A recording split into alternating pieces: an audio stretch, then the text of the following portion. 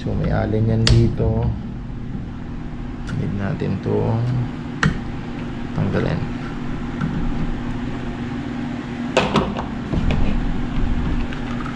Medyo move ko kayo dito para ayan, makita nyo yung full action dito, no? Kasi kailangan ko ng pwersa rito. So yun, yung pin na yun tinanggal ko. Ayan, so siya nagdudugtong sa upper and lower receiver. So ba natin to, nandito sa loob nito yung backing. So tatanggalin natin yun, no? I-upgrade na natin yun. Ayan. Tapos kung makikita nyo, yung air seal nozzle nya plastic lang din, no? So papalit na tayo. Tapos yan, nakita nyo engagement ng piston. Ayan, no? Nakaangat. Dapat yan, medyo mababa yan, no? Nakapasok yan. Tapos makikita nyo to, nakalabas, no?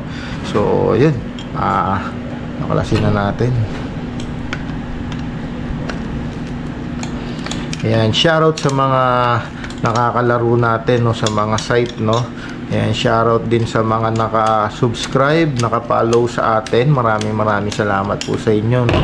Ayan, shoutout. Pag comment nyo po kung tagasan po kayo para nakikita natin, no, kung saan umaabot yung videos sa atin, no, yung mga nanonood sa atin.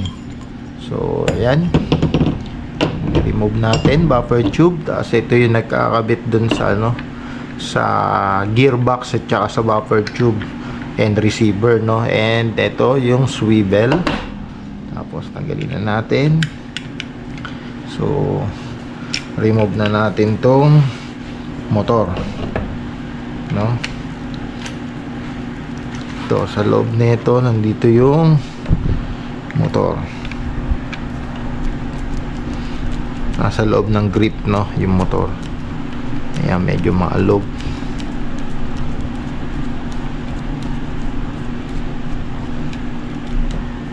Oops.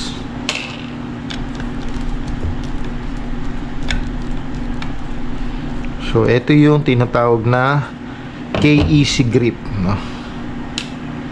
Ayan.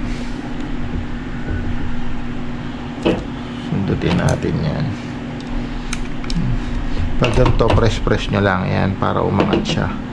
Tapos positive and negative wire, tanggalin din natin yan.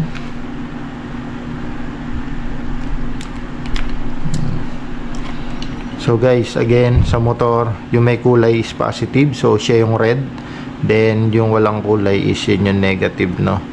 Ayan. So